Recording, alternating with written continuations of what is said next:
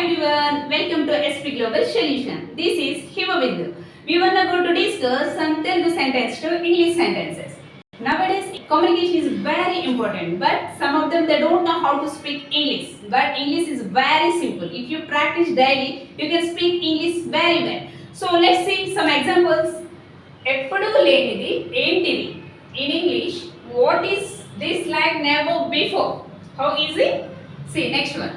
భయం వల్ల నేను సరిగ్గా మాట్లాడలేకపోయాను. Due to fear, I could not speak properly. నువ్వు మాట్లాడడానికి అలవాటు పడతావు.